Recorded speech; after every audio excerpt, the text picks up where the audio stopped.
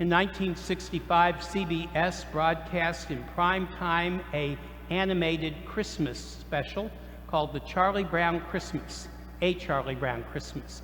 At the time, it was somewhat controversial within the network. The concern, first of all, was that there was going to be no market.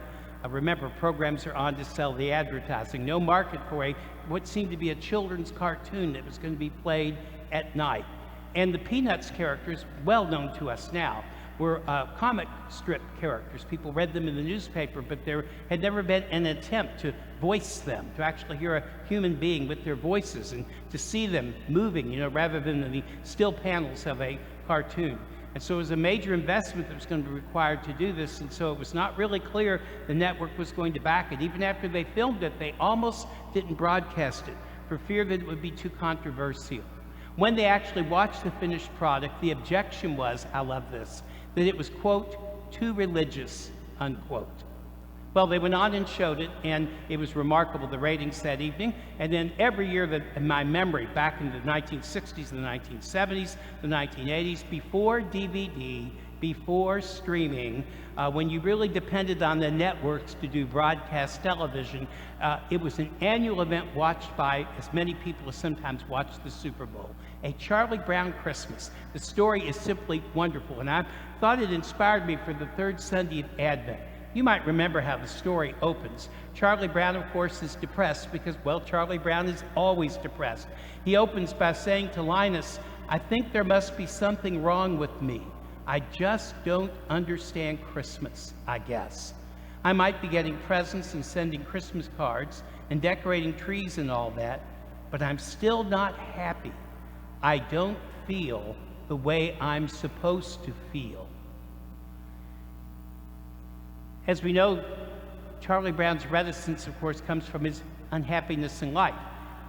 And the Christmas season makes no sense to him. In a later part of the show, he actually says to Lucy, he's not going to get any Christmas cards, so why do we have to have a holiday to emphasize that he's not popular? So he really gets a sense of Christmas being a problem. In fact, Lucy says to him, "Charlie Brown, the only person I know that can turn a wonderful thing like Christmas into a problem." But of course, those words were prophetic. For many people, it is difficult to experience happiness. It is difficult to experience joy. And a season like this, that's all about the joy of Christmas, seems so contradictory when there's so little joy in our present world. This Sunday, as I told you, is referred to as Gaudete Sunday, Latin for rejoice. And Gaudete asks us to rejoice. Gaudete has been a part of our understanding from the very beginning in liturgy. Now, Advent wasn't added until a little bit later in the church's history, but just the idea of rejoicing was always there from the very beginning. The Eucharist that we're celebrating this evening is an offering of thanks and praise to God for the gifts that He's given. And this opportunity to offer those thanks was the reason for rejoicing. So it never struck anyone odd in the early centuries, with all of their own difficulties, to not actually pray and mention liturgically the idea of rejoicing. It just seems strange to our more modern years, but rejoicing's in the heart of our liturgy. Sometimes we do it every week and may not even realize that we're doing it. So it's not just for the third Sunday of Advent. The climax of the Mass, the climactic moment in our ritual that we have, is the great Eucharistic prayer. And before we do that, there's a dialogue that the priest has with the assembly. We'll do it again this evening. You know it by heart at this point. We say, "The Lord be with you," and you answer, "and with your spirit." And then, "Lift up your hearts." We lift them up to the Lord. "Let us give thanks to the Lord our God. It is right and just." What you may not know is those words, "lift up our hearts," are an English translation of the Latin, which is sursum corda, which actually means hearts aloft, which doesn't sound really good in English. So we say, "lift up our hearts." You see, the whole point of the Sursum Corda, which goes all the way back to the earliest recorded liturgy we know, which is in the 3rd century, and we're certain that those 3rd century liturgies were based on unwritten or inaccessible sources. So it's a fairly safe assumption that people said, lift up their hearts around the Eucharistic table from the very beginning, just like we are. Lift up your hearts. It's a command to rejoice. how is this possible? You know, but one of the ways to think about it is what's really happening when we say lift up our hearts. You know, with liturgy, we just say the words, as you know, and sometimes don't give it that much thought, but liturgy beckons us to go into those words and say, why am I saying them? What do they mean for me? What does it mean to lift up my heart? Well, the Sursum Corda is nothing less than the flock of Jesus Christ crying to their shepherd, preparing to be fed. This kind of rejoicing, which seems odd, it's not party rejoicing, it's not happy rejoicing. The spiritual kind of rejoicing only works when there's trust. This is another thing we don't think about very often, but in the liturgy that we're having tonight, there's a huge element of trust. The element of trust is that we believe that God will do whatever it is that God does to consecrate the bread and the wine into the sacred body and precious blood of Jesus Christ. That is an operation of trust. If you did not trust, you wouldn't come forward to receive it, or you would say you were coming forward to receive a piece of bread, which would strike the rest of us here as odd. That we really, even though we don't understand it, we can trust that this takes place. And you see that trust that we can place in God, the certitude that the bread and the wine are the body and blood of Jesus Christ, and it goes beyond that, because we ask the Lord for spiritual food, and he provides us his body and blood, which of course are firmly in heaven in the life to come. It is an experience of the future that awaits us, and that's why we say, lift up our hearts. Even in the darkest moment, we can rejoice because God is present, amazingly present, intimately present, particularly in the sacraments that we celebrate together.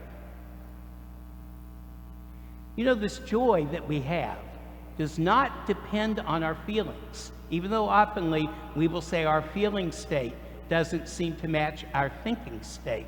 But the feeling state, which is of course the most evident thing to us, that's the thing that we feel almost immediately, it's very part of our environment. Joy doesn't depend on our feelings. It doesn't depend on our past. It doesn't depend on the circumstances of life.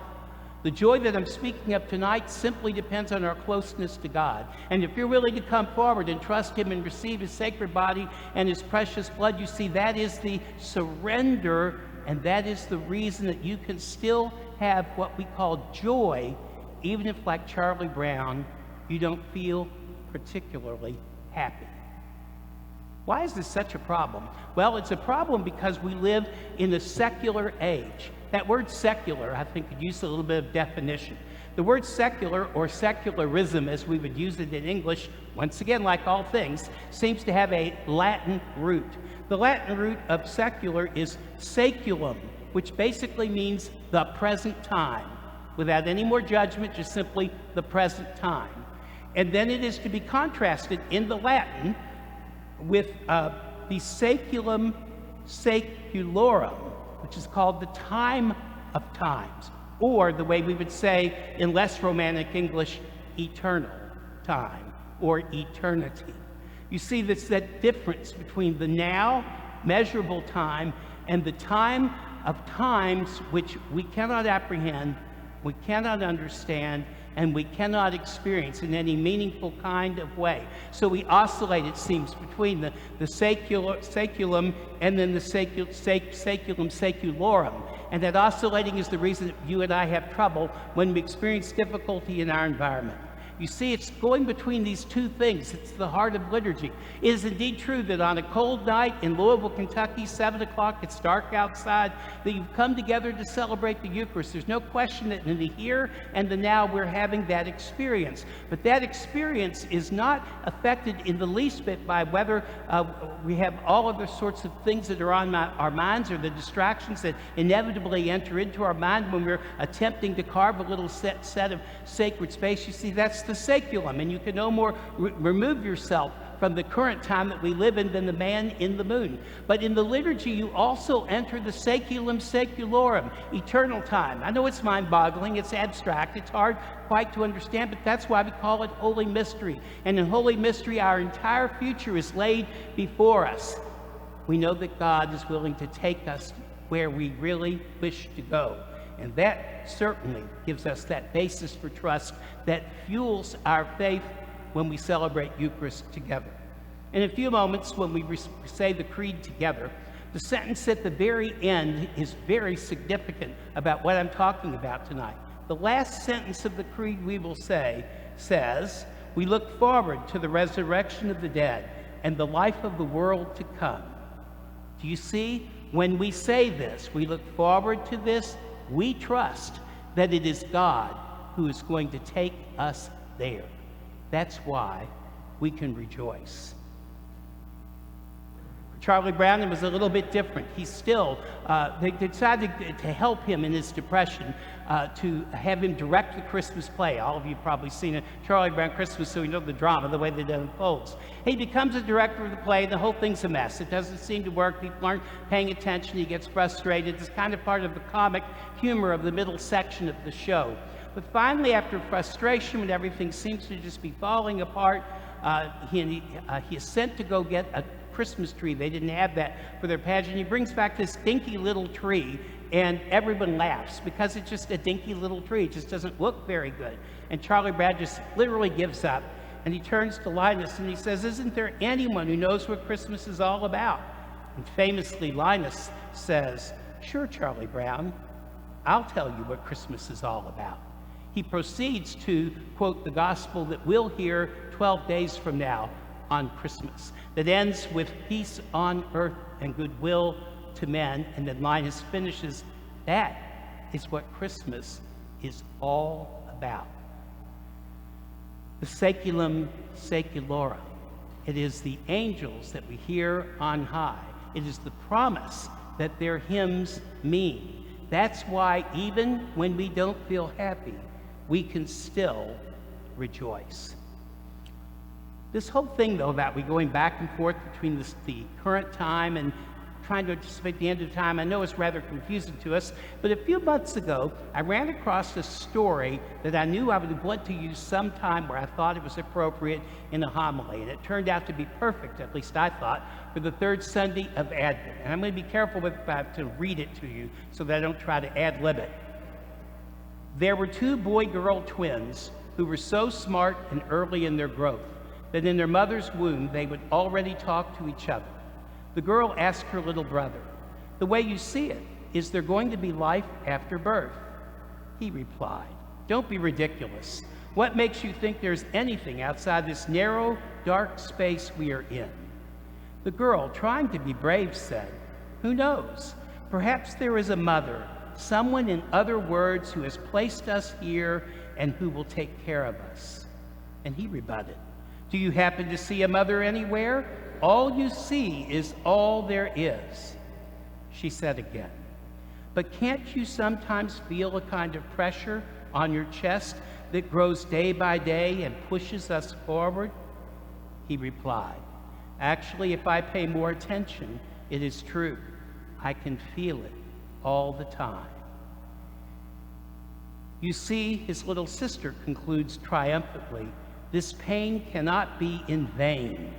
I think it is preparing us for something greater than this tiny space." And that's what the saeculum does, is it prepares us for what's coming next. And what's coming next has already been promised to us by God. It is the life that we crave with Him and our loved ones in heaven, where there will be no tears, there will be no suffering, there will be no illness, no sadness, no dissension, but a joy that still remains beyond our imagination. And that's why in the middle of the dark night of winter, in the dark night of all the experience we're having right now, the church says, "Gaudete," rejoice. You know, at the end of Charlie Brown Christmas, I'm going to go back there one more time, it has a really wonderful ending. Charlie Brown walks away with the Christmas tree that seems to be rejected by the group having the pageant and decides he's going to decorate it himself. He goes by Snoopy's doghouse, and you know he's decorated with all these commercial decorations and gets a blue ribbon prize, most commercial doghouse, something like that. Charlie Brown says, "Linus is right. I'm not going to let all this commercialism ruin my Christmas. I'll take this tree home and decorate it, and I'll show them it will work in our play." He hangs the first ornament on the tree, and the little branch just falls to the ground. Poor Charlie Brown, in utter despair, says, "I killed it. Everything I touch gets ruined." And then we see him leave the scene. Unbeknownst to him, though, Linus and all of the cast followed him with that tree over to where he had placed it. You know the ending really rather well. Linus goes up to the tree itself and puts his blanket down. A big deal for Linus, if you know anything about Linus. And he says, "I never thought it was such a bad little tree. It's not bad at all, really. Maybe it just needs a little love." Lucy even says, "Charlie Brown is a blockhead, but he did get us a nice tree." Charlie Brown then reappears. All these people are there. "What's going on here?" And they all shout out to him, "Merry Christmas, Charlie Brown." And the show ends gloriously as they sing, "Hark the Herald Angels Sing." And Charlie Brown learns, as we learn, the true meaning of Christmas is a joy that transcends all of our disappointments, all of our sorrows, all of our sufferings in this life, and the joy is already there, ready to be filled in its fullness in the saeculum saeculorum. You know, I told you that we start the third Sunday of Advent by emphasizing the light of Christ. That's the point of the Advent wreath. It gives us the 4 Sundays of Advent. Tonight we light the lighter violet or rose candle to signify the ever-increasing amount of light. Next week the candle will be in its fullness. You see, the purpose of candlelight is to punctuate darkness. Again, in our secular world, we think of it as merely a decoration. Everything has symbolic meaning. A candle punctuates darkness, which is why we light it liturgically. It's not just there to be pretty, it's there to say something. Just like everything in the liturgy about what really matters to us, why we really should rejoice. You may not know this, but the whole idea of the candle in the Advent wreath comes from our baptism liturgy. Every person, when they are baptized, is told after their baptism, when a candle is lit for them and presented to the godparent or the parent or whoever responsible party that holds on to it, receive the light of Christ. This light is entrusted to you to be kept burning brightly. And you're told to bring your garment that you're wearing there unstained into the everlasting life of heaven.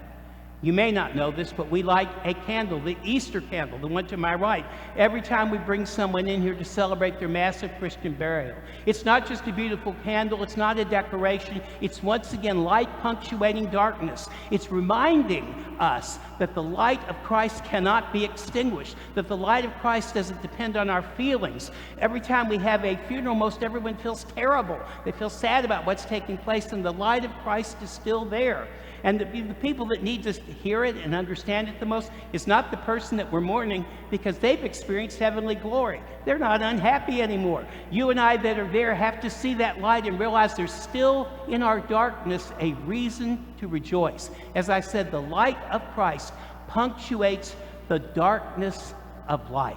What a power this light is, which is what brings you to the Eucharist. It's what summons you to receive His sacred body and His precious blood. It allows you to trust that something we can't conceive or imagine is awaiting us in the life to come, and to truly trust that it is God Himself who will take us there, so that we don't have to worry about the details. We just simply surrender in loving grace to God. You see, that is the light of Christ. Think about our challenges right now, because the biggest one, I'm sure, the pandemic, because we don't know when it's going to come to an end, has upended everybody's lives. There's all kinds of anxiety, and there seems to be an end in sight, but we're not really sure there's going to be. It has been the mother of all challenges in the present moment. COVID is no match for the light of Christ. That's why we say, Sursum corda. Lift up your hearts. Gaudete, rejoice.